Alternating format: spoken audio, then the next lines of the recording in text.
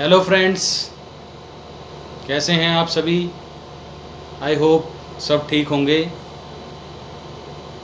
और आज एक नए टॉपिक अपील, जो कि हमारा सीपीसी एक्ट 1908 में आता है, उसे लेकर आपके सामने आया हूं। तो आज हम पढ़ेंगे अपील होता क्या है। पहले हम अपील के बारे में थोड़ा सा डिस्कस करेंगे कि अपील होता क्या है। तो it means right of aggrieved person, मतलब जो कि एग्रीव्ड पर्सन है। एग्रीव्ड पर्सन कहाँ से है? ट्रायल कोर्ट से। ट्रायल कोर्ट से एग्रीव्ड पर्सन क्यों है वो? क्योंकि उसके अगेंस्ट में जजमेंट आई है, डिक्री आई है, ऑर्डर आया है, तो वो एग्रीव्ड पर्सन हुआ।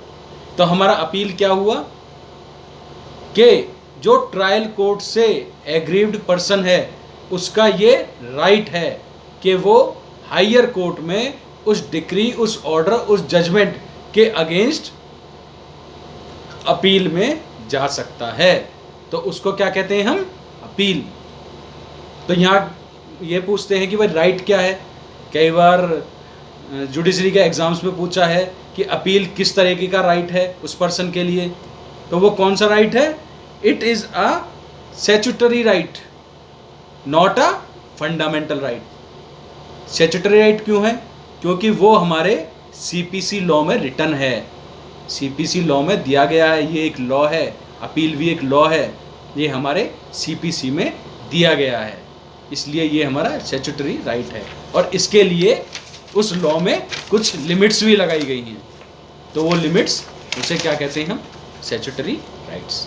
तो हमने बच्चों देख लिया अपील क्या होता है। अब हमारी जो अपील है वो दो तरह की होती हैं, first appeal and second appeal.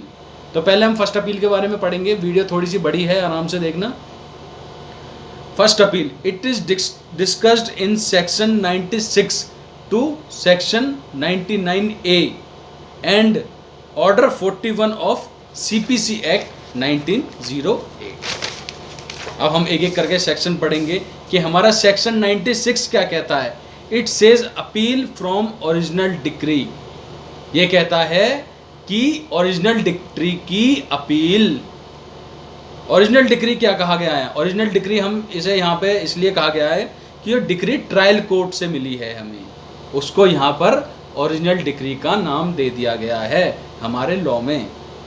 तो इसमें लिखा है appeal shall lie from every decree by aggrieved person in authorised court. जो हमारी डिक्री है, हर डिक्री जो है एग्रीव्ड पर्सन उसके अगेंस्ट अपील डाल सकता है, बट इन ऑथराइज्ड कोर्ट, जहाँ पर उसकी अपील बनती है वहाँ पर।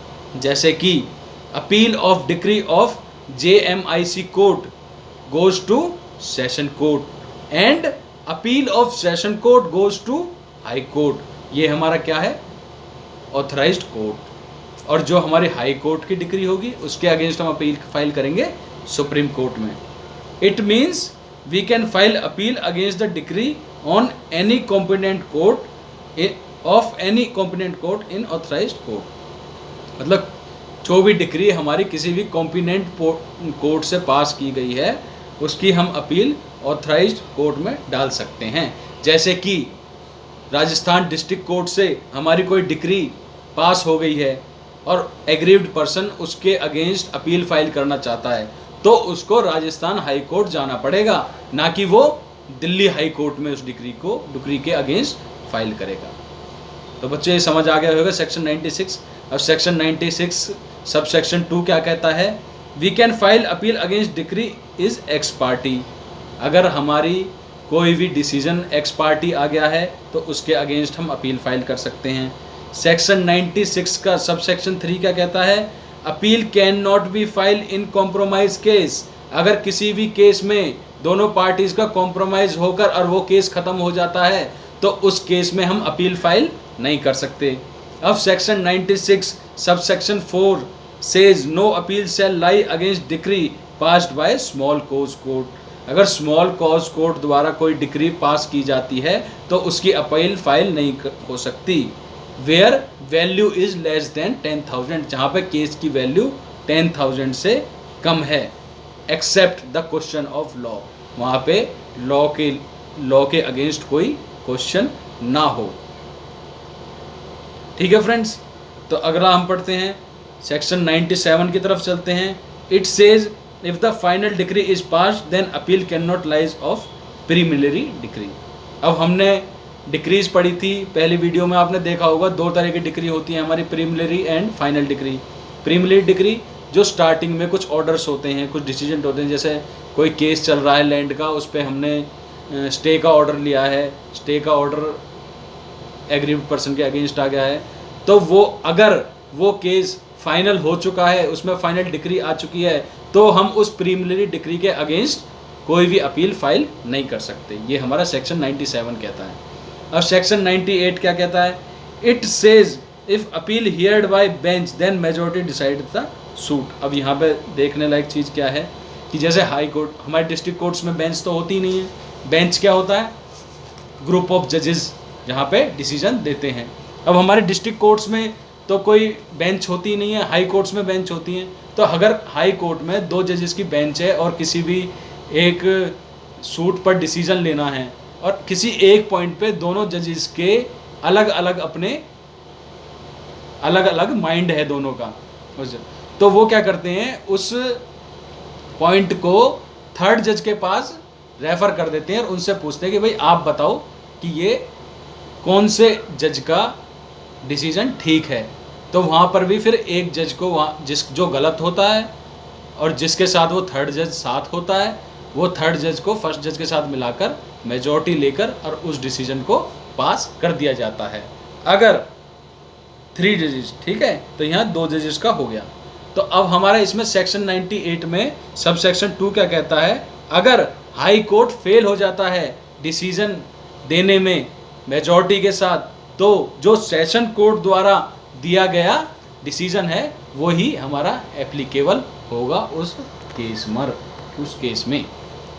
ठीक है फ्रेंड्स।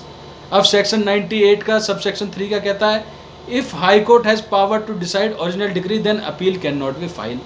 अगर हाई कोर्ट को पावर है ओरिजिनल डिक्री डिसाइड करने की, तो उसमें कोई अपील फाइल नहीं होगी।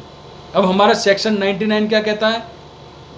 The ground given by aggrieved party. It says if irregularities, error, defect are affect the merit then in this case appeal can be reverse or modify, otherwise not। अगर decree में कोई error है, कोई defect है, कोई effect है जो merit को इफेक्ट कर रहा है, तो उस केस में हम डिक्री को हाई कोर्ट, जो अपील में हाई कोर्ट में गए हैं, एग्रीव पार्टी गई है, तो उसको हम हाई कोर्ट अपील में जाकर उस डिक्री को रिवर्स या मॉडिफाई कर सकती है, नहीं तो नहीं करेगी। लाइक अगर उस डिक्री में, उस सूट में नेसेसरी पार्टी को ही नहीं जोड़ा गया है और डिसीजन सुना दिया गया है, तो उसमें हम अपील कर सकते हैं, क्योंकि अगर नेसेसरी पार्टी ही नहीं है तो उसमें डिसीजन किस चीज़ का? तो ये समझ गए। तो इसमें हम सेक्शन 99A पढ़ेंगे। No order shall be reverse और modify which comes under section 47 of CPC। It says order of executing court which effect decree given by trial court, the appealable court can modify or reverse the order। ठीक है friends. अब हमारा procedure दिया गया है कि procedure of appeal क्या है। ये हमारा ऑर्डर 41 ऑफ CPC में दिया गया है। इसमें क्या है? Appeal is drafted according to given memorandum form. एक मेमोरेंडम दिया गया है अपील के लिए, उसके हिसाब से, उस मेमोरेंडम के हिसाब से हमें अपील को ड्राफ्ट करना है और एप्लीकेंट द्वारा साइन कराना है, और उसके साथ जजमेंट है, जो डिक्री है जिसके अगेंस्ट हम अपील फाइल कर रहे हैं, उसकी ओरिजिनल कॉपी हमें उसमें लगानी है। Second, content of appeal only ground of objection to be drafted in appeal not argument. उसमें सिर्फ हमें ग्राउंड्स ऑफ ऑब्जेक्शन लिखने हैं, ना कि हम पूरी उसमें राम कथा लिख दें। Appeal is filed against decree for payment of money, so first we have to deposit money और सिक्योरिटी अगेंस्ट द मनी। अगर हम किसी भी एग्जीक्यूशन, जो किसी भी डिक्री की एग्जीक्यूशन चल रही है मनी के लिए, जो पैसे के लेन देन के लिए, और उसमें डिक्री होगी, तो उसकी हम अपील जब ही सुनेंगे जब वो उस मनी को जमा करा देगा या उसके बिहाफ पर सिक्योरिटी दे देगा। If the ground of objection are not stated in memorandum of appeal then it is the discretion of court whether court is hear और no hear the unrelated ground of objection if the court here the decision is given only on the basis of ground hereby affected party। अगर हमने ground of objection appeal में नहीं लिखा है, draft नहीं करा है, तो ये कोर्ट की डिस्क्रिशन है कि वो जज एडवोकेट द्वारा ऑब्जेक्शंस को सुने या ना सुने, और अगर वो सुनती है तो उसके लिए उसे एग्री जो अपोजिट पार्टी है उसको भी कॉल करना पड़ेगा। If the memorandum of appeal has not been made in the prescribe manner the court can reject that appeal and return back to appeal for amendment. अगर जो गिवन मैनर है, prescribed manner है appeal का, अगर उस manner में appeal नई draft की गई है तो कोर्ट का डिस्क्रिशन है कि कोर्ट उसको क्या कर सकती है, रिजेक्ट कर सकती है, और कोर्ट उसको वापस भी दे सकती है कि इस अपील को अमेंड करके दोबारा जमा कराओ।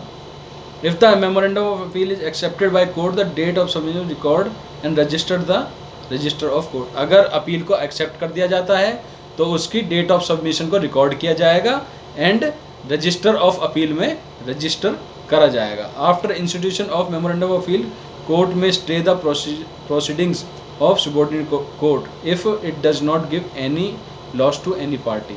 अगर अपील फाइल हो जाती है तो अपील जो सबऑर्डिनेट कोर्ट में प्रोसीडिंग चल रही है उस पर स्टे लगा सकती है अगर उससे कोई भी पार्टी को कोई अफेक्ट नहीं होता है। If on the day of fixed of hearing of appeal if the appellate does not present himself the court में here it x party.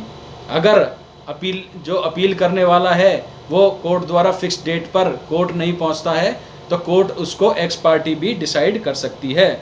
If appellant gives sufficient reason for absence the court cancel the ex parte order.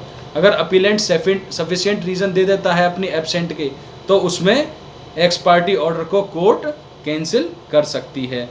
Court may take additional evidence if the evidence is helpful to decide the case on merit and not available in trial court. Court additional evidence भी ले सकती है अगर वो case को decide करने में court के लिए हेल्पफुल है और ट्रायल कोर्ट में वो अवेलेबल नहीं थे। Finally the court while giving proper opportunity of hearing to both parties the court announce the decision appeal in open court. दोनों पार्टी की बात सुनकर और फाइनली कोर्ट क्या करता है, ओपन कोर्ट में अपना डिसीजन सुना देता है। अब बच्चों ये हमारा फर्स्ट अपील की बात हो गई। अब हम बात करते हैं सेकंड अपील की। इसमें ज़्यादा कुछ नहीं है। सेकंड अपील है जो हमारा वो डिस्कस किया गया है section 102, 103 and order 42 of CPC act 1908 में। According to section 100 the second appeal can be made against the decision made in first appeal under the following conditions are. According to section 100 of CPC act क्या कहता है कि हम second appeal में जा सकते हैं against the decision of first appeal. तो उसके लिए कुछ कंडीशंस दी गई हैं। वो क्या है, where any substantial question of law is involve. अगर कोई substantial question of law involve है उस डिसीजन में तो हम जा सकते हैं। Where ex parte decree has been passed in first appeal can be heard on the ground of substantial question otherwise not. अगर एक्स पार्टी डिक्री पास हो गई है फर्स्ट अपील में तो सब्सटेंशियल क्वेश्चन ऑफ लॉ के base पर हम उसको सेकंड अपील में सुन सकते हैं, कोर्ट सुन सकती है, अदरवाइज नहीं। एक छोटा सा नोट है इसमें, second appeal can not be made on the finding of facts. अगर हमें कोई नया फैक्ट्स मिल जाता है और उसके बिहाफ पे हम सेकंड अपील फाइल करें तो ये पॉसिबल नहीं है। अब यहाँ देखते हैं सब्सटेंशियल क्वेश्चन क्या होता है हमारा। Substantial question of law which is debatable, which has been decided earlier, which has not been decided earlier by the law of land or which affecting the material rights of party। तो friends ये हमारी थी appeal, first appeal, second appeal के बारे में पढ़ा। बहुत ही simple language में मैंने आपको समझाया। आई होप आप सभी को समझ आया होगा। प्लीज़ मेरे चैनल को सब्सक्राइब करें अगर आप तक अभी तक आपने सब्सक्राइब नहीं करा है तो। Thank you friends, have a nice day.